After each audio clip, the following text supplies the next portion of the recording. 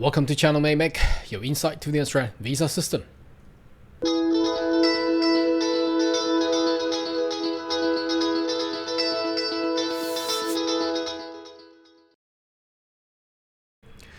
G'day everyone, my name is Carl Young, your online YouTube visa consultant. Are you interested about migrate to Australia? Why don't you consider to subscribe to my channel and turn a little bell on the side so once we have all the updates and news, you'll be the first one getting all the insight. Now, obviously, recently the country of Australia is moving ahead into a general elections dated 21st of May 2022. So within the month, we will see a result of the new elected parties or government of Australia, whether or not it's going to be continue to be the Liberal or Labor. However, last month, the government had actually announced a budget 2022 and 23. Now, bear in mind, even if the election result changing government over, the budget already announced would not likely to be changed unless there are major global event or national event trigger a major change required to be done, but it's very unlikely. So obviously we're talking about, as you have clicked it into this video, about the topic, half of the GTI quota has been removed for the new upcoming year. Now, I'm here to actually tell you the reason why that's doing so, what is actually, how would that actually happen, and if you are interested about lodging or becoming a GTI candidate, Global Talent Independent Program, which would provide you a prioritize of a permanent residency visa straight away if you're at the top of the pyramid within the target sector of your technology industry.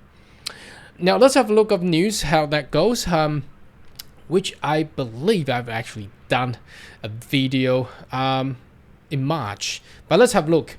Okay, so obviously this is an announcement from the Minister of Immigration, Alex Hawke, back on the 29th of March 2022. So today we're focusing on this sentence, not a sentence, just a phrase, because this one actually covers business innovation, global talent, and the distinguished talent.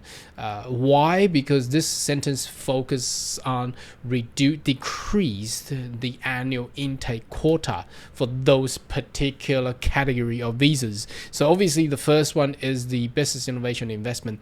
That's for investment visas. Now the reason that's decreased obviously is due to global effect of pandemic and things, and also the economy is not really turning, and the focus for Australia nowadays is more upon skilled migrant that connected to international student and international education industry. So today the video we focus on this one, as I have highlighted already. Global talent, 8,448 places. I am not too sure how they end up with 448. Perhaps that directly connect to this skill independence, 16,652, because 52 adds up with 48. That will give a whole number there. But again, how would they end up with something like this, 652 and 448? I wonder who is that two there. Or anyway, it doesn't really matter. We're not here to actually conducting research on whether who are those two these. So in the previous, the current 2021-22 annual intake for the global talent was about double of this size. So about definitely going to be more than 10,000, but I think moving towards 12 or 16,000. However, because we have not reached the end of this financial year, we don't know how many is actually being used.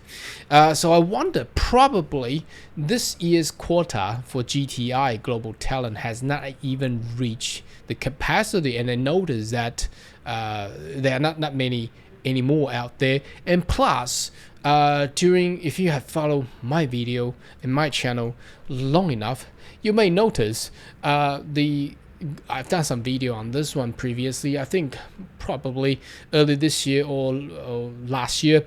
I've already noticed that the global talent program, they're making it stricter.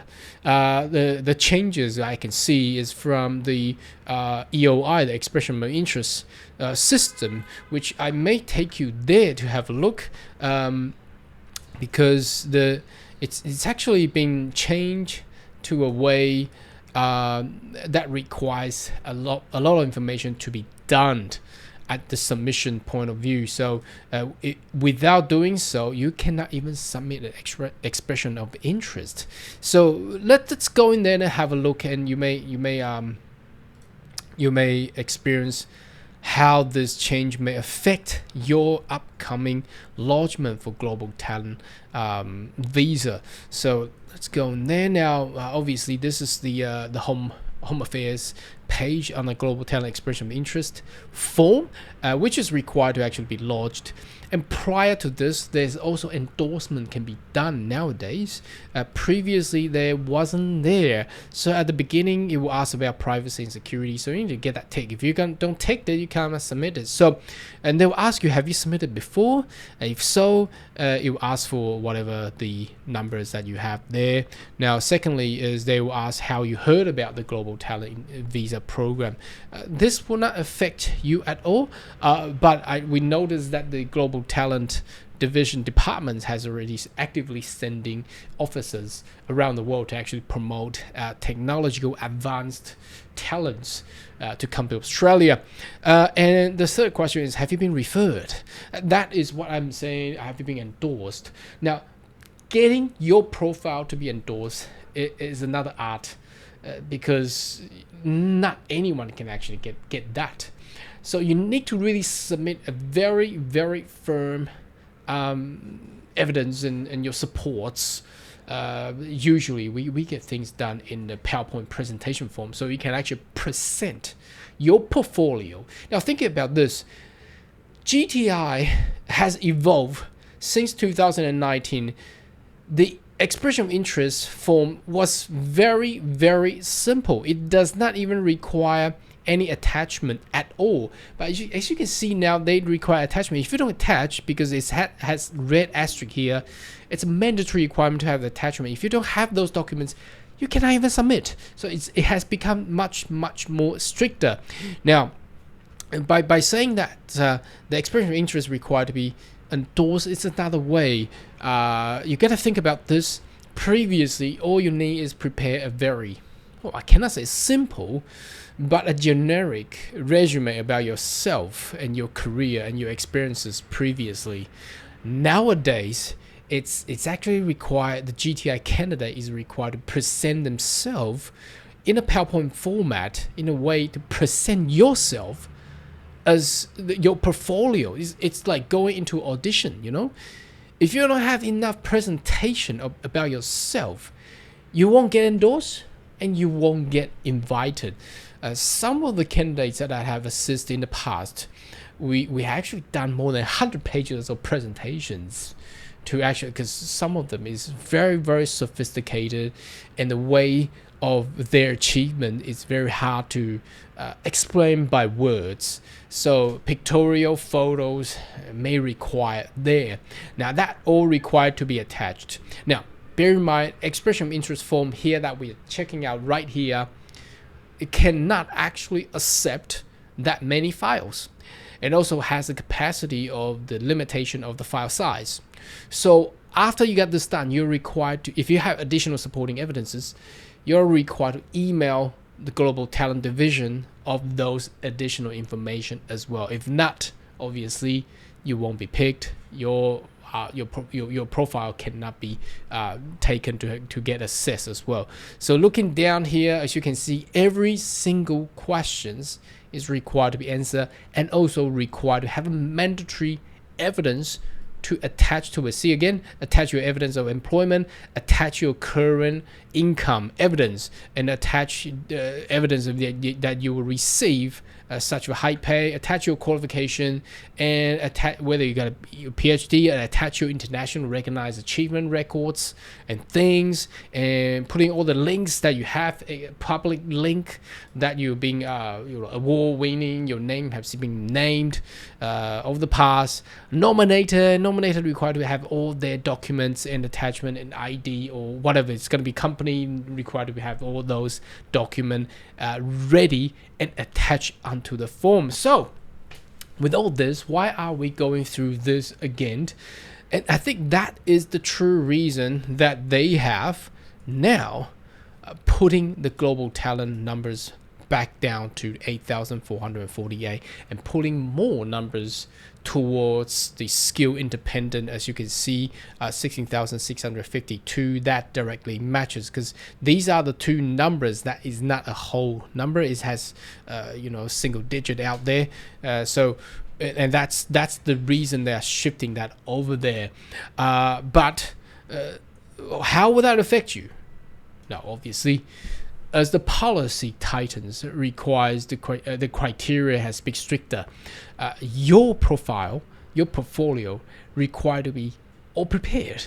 And all these documents needs to be digital format, all done prior to get your endorsement ready, or prior getting your EOI lodgement ready as well. Now, currently, if you're in the general queue up for the Global Talent Program, it's only up to about February 2022 this year. So it's still considered to be quite slow. However, not this year, I think last year, 2021. I'm sorry, correction there.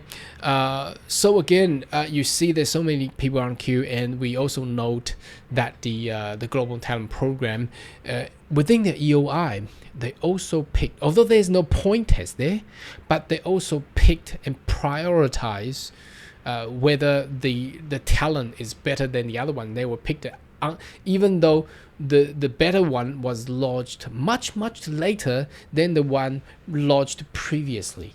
So they're picking the brightest people there as well. So make sure you have all your presentation and your portfolio ready.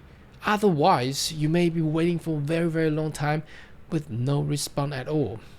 Anyway, should you have more question or query, more than welcome to leave a comment right down below. And I'll see you next video. Goodbye.